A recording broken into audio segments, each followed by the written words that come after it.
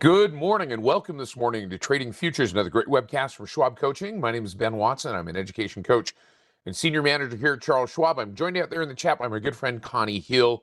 Glad to have her with us to help answer all of those questions. Be part of the conversation, whether you're here in the live version or the recorded version. Ask her some questions. If you're in the recorded version, leave us some comments in the comment section. In fact, I'm going to give you a challenge. Leave us a comment. Let us know you're out there so that we know who is out there in the recorded session. We're going to jump in here pretty quick this morning because there's stuff going on. Market has already started to get moving this morning, so I wanted to take a look at that. But as we get started, again, welcome to everybody that's joining us. For those of you that are brand new to this webcast, we're glad to have you here for the first time. A couple of quick housekeeping items, though, as we get started. Remember that everything we talk about is simply for illustrative and educational purposes only. It is not any kind of a recommendation. Remember that futures and futures options trading involves substantial risk. It is not suitable for all investors. Make sure that you read the risk disclosure statement for futures and options. Remember that futures trading requires a futures margin, sometimes called a performance bond. That futures margin, both initial and maintenance, is something that you have to put up in order to initiate and maintain a futures trade. We'll talk a little bit about that as we go along through this discussion today. We're going to talk potentially about some virtual currency derivatives, including Bitcoin and Ethereum futures. Remember that those present some unique and significant risks. They're virtual currencies, digital representations of value, not legal tender status.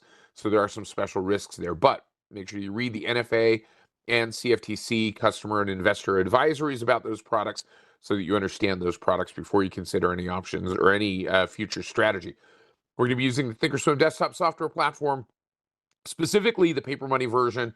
Remember that it's a great learning environment. It is not a guarantee of future success. The paper money version doesn't do certain things that a live trading account would do. And the last thing I want to talk about here is the fact that when we put stop orders on futures trades, whether it's a buy stop, whether it is a sell stop, it doesn't matter.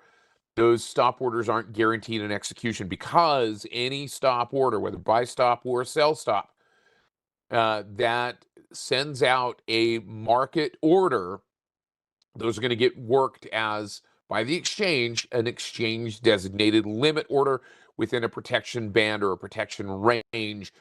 Sometimes those don't get filled, especially if in a fast moving market, because the market moves around that range. So much like a limit order on an equity. So we'll talk about that as we get into this discussion as well. I want to pop over here really quickly and see what's going on. I started to put this trade on earlier this morning. This is the /MES. Now, for those of you that are brand new, and this is your first time in the webcast, because we talked about it in our Dallas live event a little bit last week, or this last weekend, welcome to you. We're going to catch up with some of the basics here in just a minute, but I want to talk through this trade really quickly while it is happening. This is /MES, which is the mini S&P 500 contract, the micro. Let me say that again. This is the micro S&P 500 futures contract. This is the smallest of the futures contracts in terms of notional value for the S&P 500. So we can see generally the overall trend of the S&P 500 over here on the left-hand side. On the right-hand side is a today 5-minute chart. And this is what I was looking at this morning after I did my network hit on the Schwab Network, which is the Charles Schwab, brought to us by our media affiliate, Charles Schwab Media Productions. But started to see this moving at least early this morning. We got this big green candle right about the 5:30 time frame, right as the U.S. market starts to get up and running, as we start to see information flowing in on the East Coast. That information starts to kind of get grinding, and we saw that big move to the upside on the /ES or /MES in this particular case. /ES is going to look the same way. Saw this rally up and then this little bit of a pullback. So I found roughly, not precisely, but roughly the midpoint of that big green candle, and use that as the potential for drawing a level of support for a possible bounce. Looking for a bounce off of that level and then a break back above that high of that low candle. So the candle that I was basing this on, and this goes back to the idea of a close above the high of the low day or the low candle, doesn't matter which one. It's an idea that we talk about both in equities as well as in futures. So this was my low candle. So here's what I was looking at to validate this idea. So this was the bounce potential off of that support level that I drew in right here at around 70.17. We saw the low. That created the low candle. Looking for a move above the high or a trade above the high of that low candle as confirmation of upward movement. Not a guarantee that it was going to keep going, but we had a pretty good momentum spike. We had pretty good momentum in a bullish direction going up. Not a lot of momentum fall off on this little bit of a pullback into that support level. So that's why I set my entry point into this trade right at about 70.24. Buy stop at 70.24. And then I put a sell stop down here at 7,000. Because if this now moves below 7,000, I want to be out of that bullishly because it's breaking that big candle support. So here's what happened in the subsequent time periods.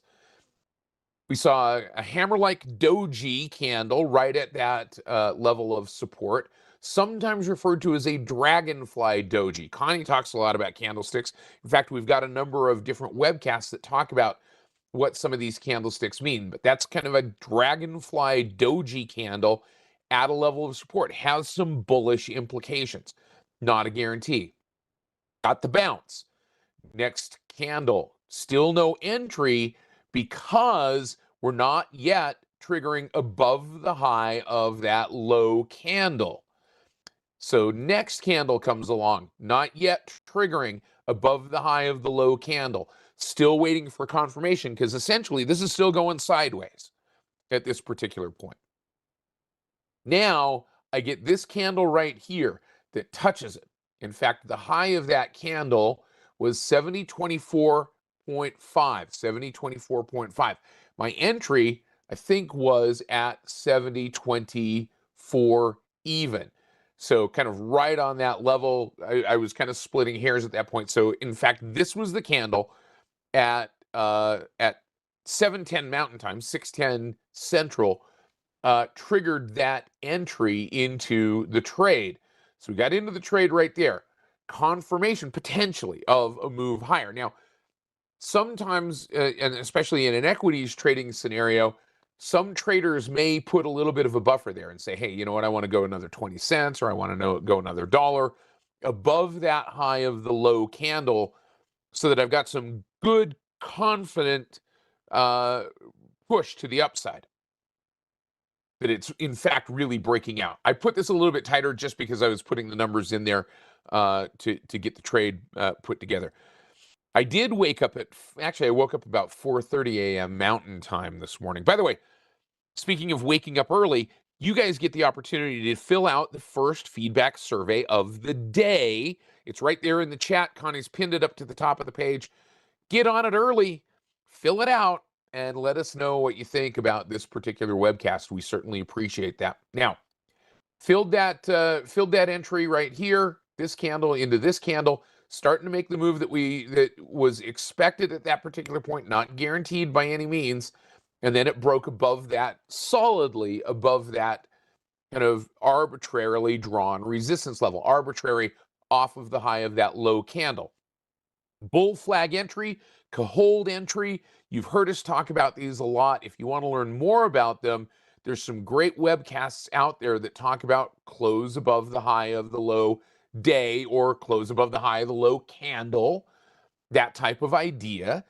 And I'll show you where we can find those resources here in just a minute. So started to move up, and then as we were getting started here, 5 minutes to go before the start of this particular webcast, boom, it comes slamming right back down.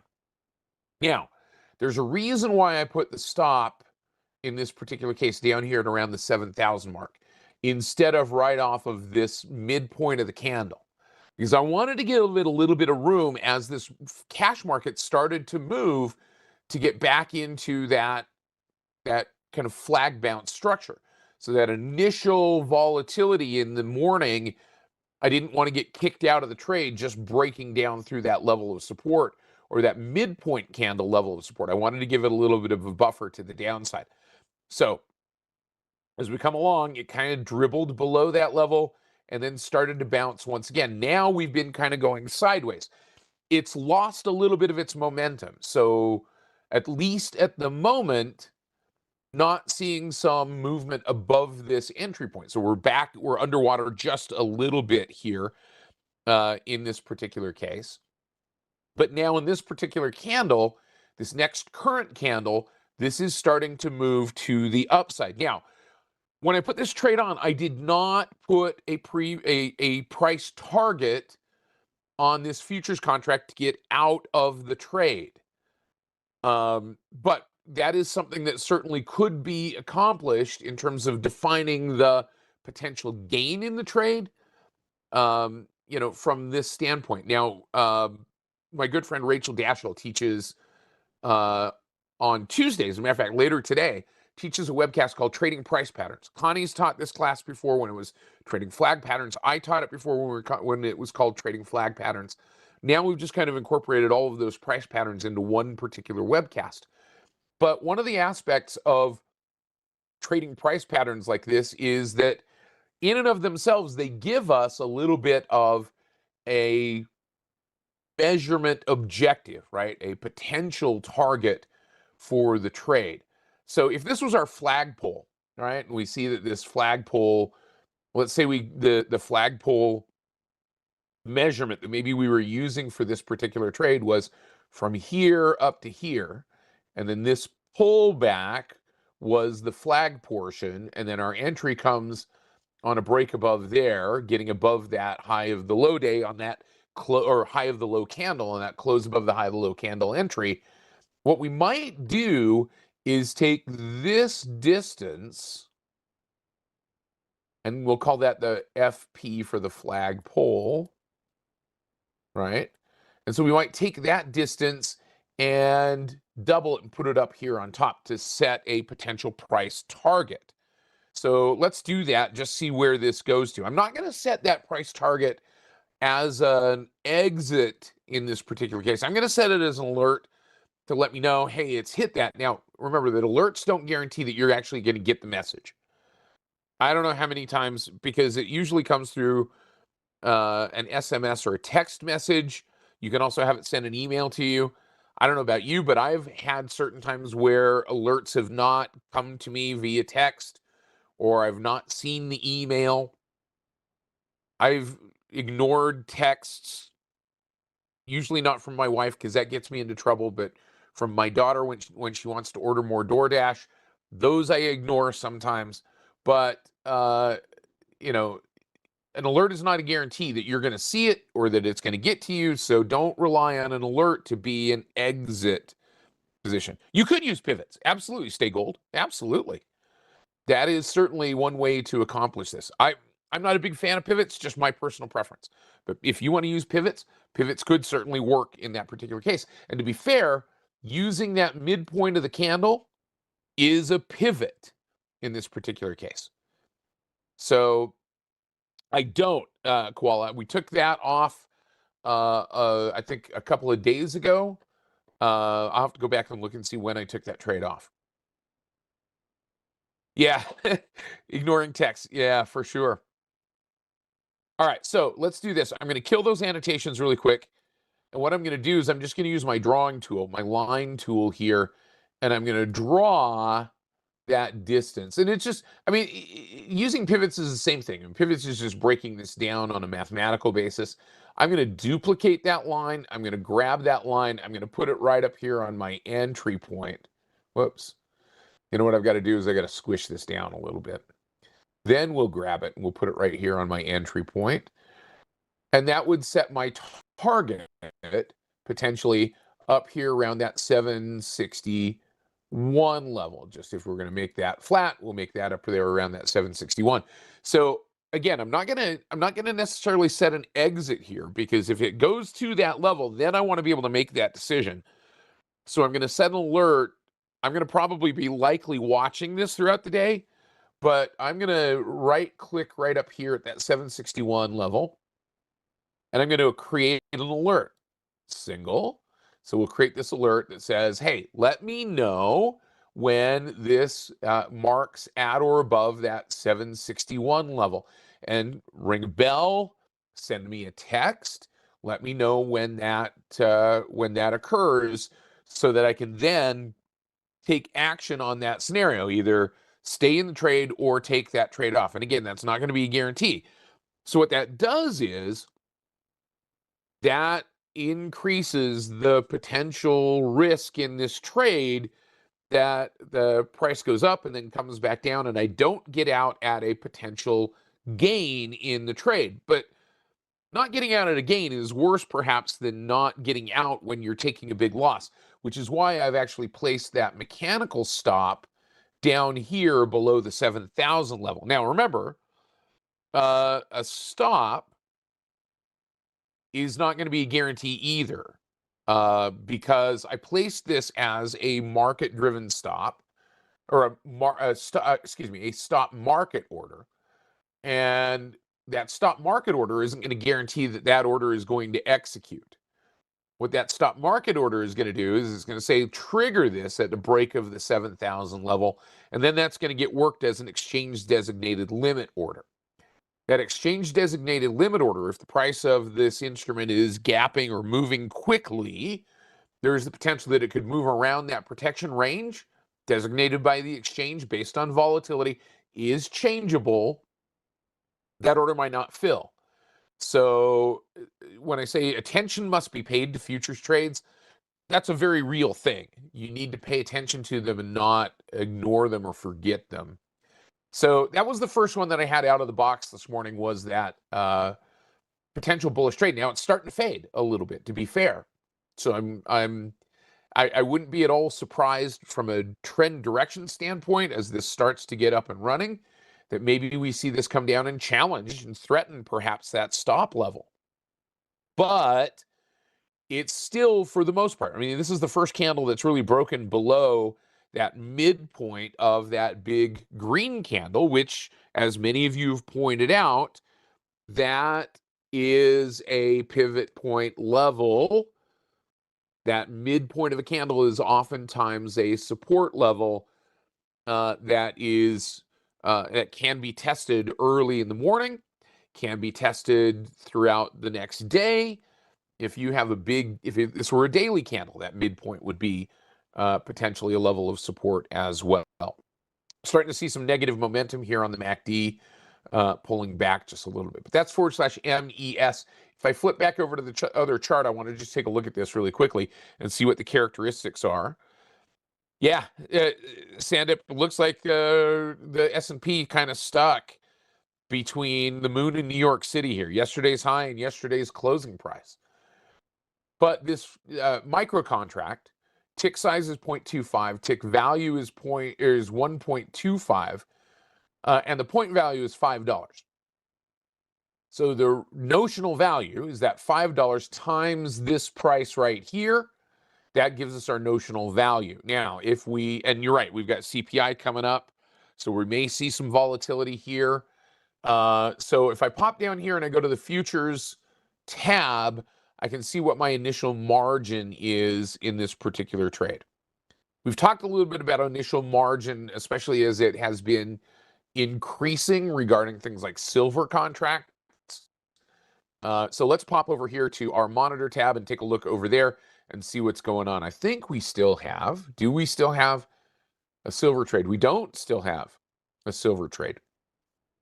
Here's our /MES, the one that we just put on. Still working for us, at least at the moment. It is working in our favor. And, excuse me, let's take a look at the, let's see. No, we don't have a silver trade.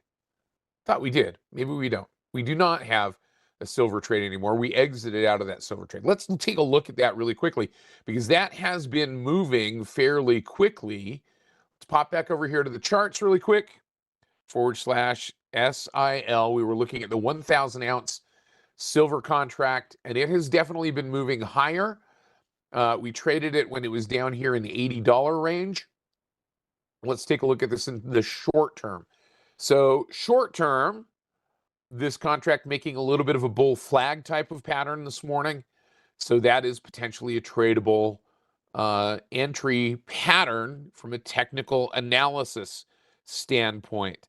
Yeah, the Christopher Cross indicator. You're exactly right, James. Stuck between the moon and New York City. So notice something on this small silver contract, the /SIL, the 1,000-ounce silver contract. The initial margin since last week has been sitting up around that $7,150 level. That's gone from when we placed our first trade on the silver futures a few weeks ago at about 2,000. Then it went up to about 2,500 for that initial margin. Now, because of the volatility of the silver contract and because it has been moving so quickly, the exchanges have raised the margin requirement. Then they raised it to 5,000. Now they've raised it to 7,150. That means it costs more. It takes more capital up front as an initial margin amount to initiate a position. So it becomes more expensive. They do that from the standpoint of managing risk, so that there is more capital there to manage and offset potentially some of those risks. So we could look at trading this as well, that /SIL. I want to take a look at a couple of the others in the precious metal space to see how those are going as well. Let's take a look at /GC and look at the gold contract. It's doing something similar this morning, starting to see maybe a little bit of a pullback. So we could see potentially an entry here. We could use /MGC, which is the micro gold futures contract. And if we take a look at MGC, we will see that that margin is maybe a little bit more margin efficient. If you think about it from that standpoint, it has not increased. So similar tick size, similar tick value to the silver contract, the 1,000-ounce silver contract. Similar, well, not quite similar notional value, a little bit lower notional value, but the initial margin has stayed roughly. It's gone up a little bit, but it has stayed significantly less than the 7,150 required for an entry into the small silver contract. So maybe we look at doing this in terms of getting a flag type of bounce here in /MGC and taking advantage of that potential upward movement. That's something to pay attention to, in terms of the entries into these trades, not only the entry into the trade, but also the impact to a particular portfolio, right? When you talk about how much a particular trade might impact a portfolio, having to tie up in that initial margin 7,150 versus 2,640, or in the case of the copper contract, the micro copper contract, 1,100. That's a big difference in terms of that movement. Yeah, pulling back just a little bit here. So we're going to look potentially for a break back up above that level. So what we might do in this particular case, let's take a look at this particular trade and see how we might trade this. That's kind of that tweezer top, if you will, or at least at the moment. So what we might do is draw a line right here across the tops of those two candles, because sometimes we can get a pullback, a flag pullback that is one candle long. But in this particular case, I want to have some confidence that it is moving above this recent range. So above that 46.44 level. And then I might use something like the support level back here once it enters, or maybe this support level kind of in this range right here, the 46.30 range. I'm going to draw a line right about there. That from the standpoint of not only the pivot point off of that candle, but the highs here, that 46.30 appears to be a potential level of resistance, could be a level of support, and we're starting to bleed toward that. So what we might do in putting this particular trade together, and again, let's pop back over here and say, look, notional value, tick size is 0.1, which means that this is our significant digit. Tick value, when this changes, that's $1. When that tick changes, that's $1. When the point changes. So when this goes from 46.32 to 46.33, that's $10. $10 times that amount gives us our notional value, but our initial margin, similar notional value to the silver contract, a little bit higher notional value, lower initial margin to enter the trade. So we're going to pop back over here real quick, start and get a little bit of a bounce up off of that support level. I'm going to right click at this level and we're going to do a buy custom with stop. And I'm going to say, all right, I want to get into this trade on a buy stop above 46.44. I'm actually going to go 46.44.50 to give it a little bit of trampoline flexibility there up above that level. We're going to make that a buy stop. Again, when we put a buy stop order in that executes a market order or that issues a market order, that's going to get worked as an exchange designated limit order. I'm going to leave that as a day order because if it doesn't do it today, I don't want to necessarily do it until I review it. That makes sense? So now I'm going to put my stop in below this 46.30 level. So I'm going to put my stop potential in, which won't get triggered or won't be triggered as a working order until that level gets met, right? 46.30. We're going to make that a stop and we're going to make that good till canceled. So until this order gets filled, that one is non-existent essentially. Once this order gets filled, now that becomes a working order ready to be triggered at 46.30 and then filled at an as an exchange designated limit order. All right. So we're going to go ahead and we're going to click on confirm and send.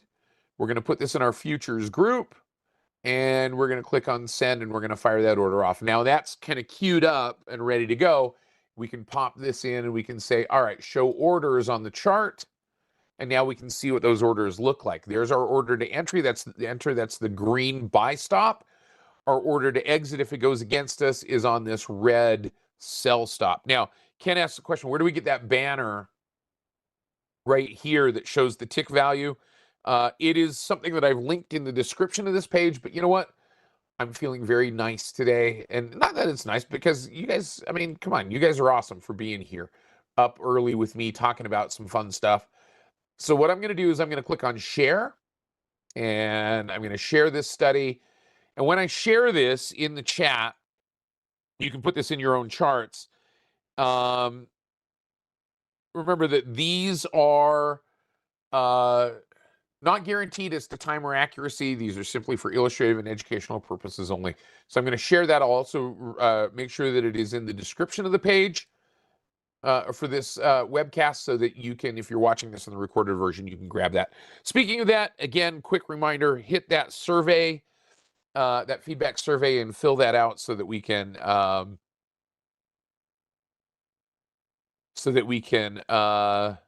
there we go. So that we can make these webcasts better. Also, you can follow us on X and on LinkedIn. I'm at Ben Watson CS on X. Connie is at Connie Hill CS on X. You can follow me on LinkedIn as well. Also, click on that subscribe button down at the bottom of the page if you've not done so already. And then click on that like button. Smash that thumbs up if you happen to enjoy what we're talking about today. All right, so one other thing I wanted to look at here really quickly is I wanted to pop over here to the trade tab for /CL. This is the crude oil contract. And I'm looking at crude oil from the standpoint of what these contracts are priced at. So looking at the chart, let's pop back over here to the chart for just a second. And I'm going to look at the /CL crude oil contract. There's been a lot of noise going on around crude oil here. And we've broken up above this diagonal downtrend line. We've seen 2 daily candles above that diagonal downtrend line. We've seen a push up into the upper range above 200 on the CCI, which suggests a strong trend.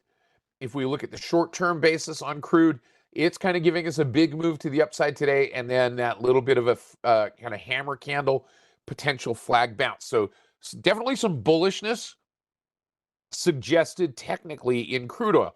That's not a guarantee. Just because technical analysis suggests that it's bullish, just because maybe fundamental analysis suggests that maybe there's some bullishness here in the short term, doesn't mean that it is going to be bullish. But at the moment, it looks pretty bullish from a technical standpoint. What that means is, if we go back to the trade tab, this contract, the current active contract, is getting more expensive. Now, out into the future, these future dated contracts are, in fact, getting a little bit less expensive. Now, to be fair, they've gotten a little more expensive. We're up in the 60s in some of those expirations. Out into the September expiration, we're still kind of hovering right about the $60 mark. 59.5 to 59.60, 59.71. They've gotten a little bit more expensive, but they're still cheaper than the current front month contract. What that means is there's some upward pricing pressure here, and maybe not as much upward pricing pressure out here to the September delivery. So we traded, if you remember a couple of weeks ago, we traded the difference between those. And we were looking to take advantage of an increase in the front month, and if not a decrease, at least not as big an increase in the further dated month. So let's go to our monitor tab really quickly here. And let's take a look at this contract right here. This is in the micro crude oil futures. We've got what is referred to as a calendar spread. In this particular case, we are long the contract that is shorter dated. In fact, has 3 days to go until expiration. So time to roll this anyway. And we are short this contract. And we're trading the difference between those two. So what it's time to do now is roll this long contract into the next delivery month. And we may be able to roll this potentially for a credit. We're going to keep the long leg in place, but we're going to roll the short leg. Now remember, rolling orders, not a guarantee of any kind of benefit from the roll. Rolling that contract means we're just simply closing the one that we're in and opening a new one. What that means here in this particular case, since we're long the contract, is that we've got to sell the Feb and then we're going to buy the March.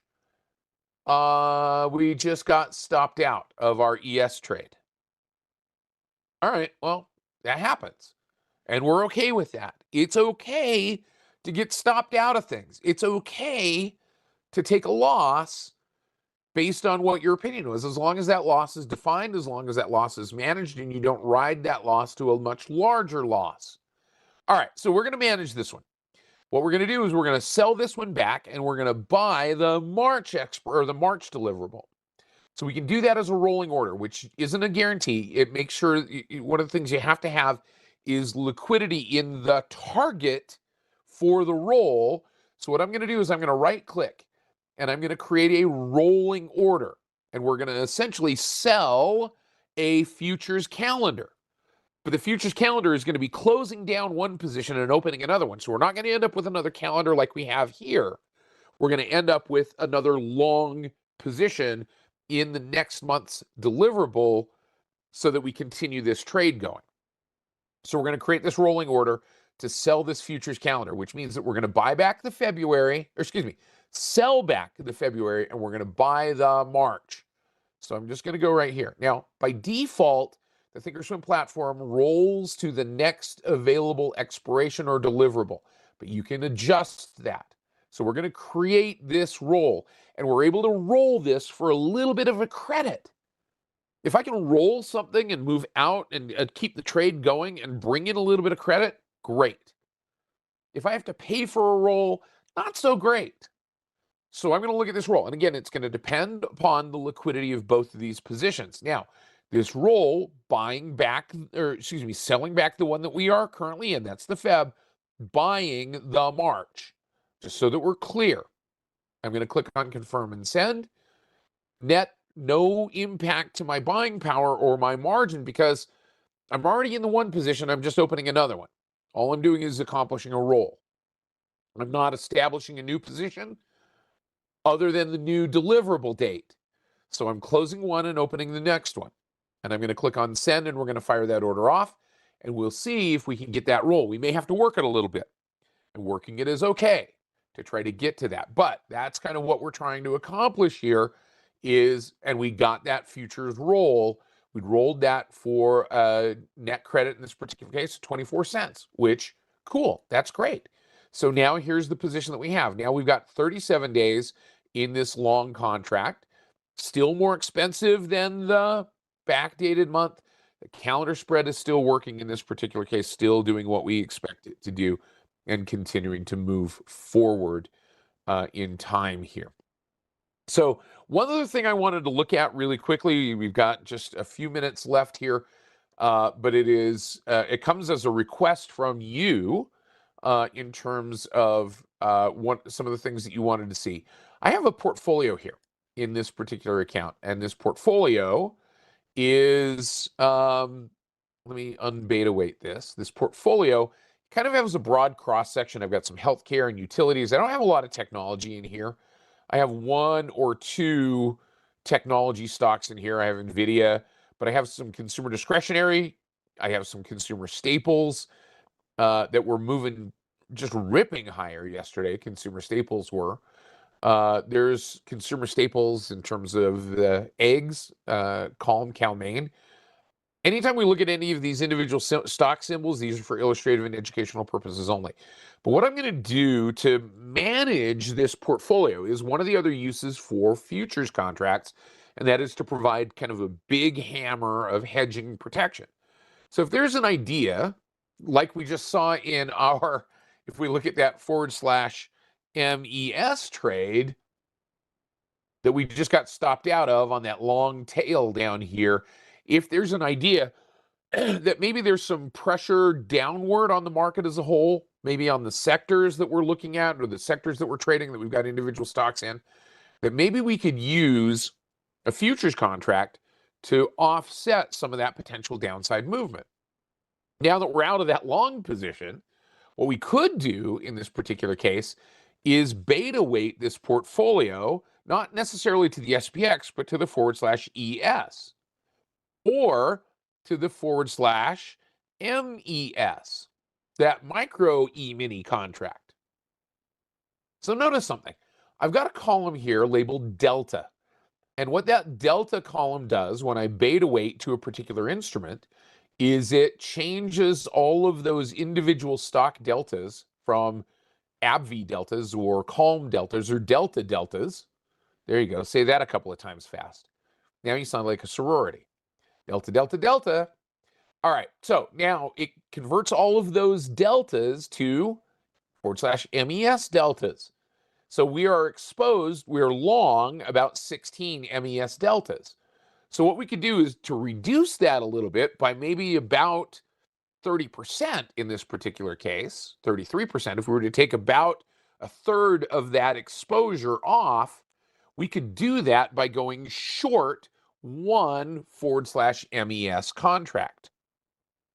So let's go back to that chart of the MES. And if we were going to go short, let's go right back over here to this one. So think about this. That point value right there is a rough approximation of the delta impact of one contract of this /MES.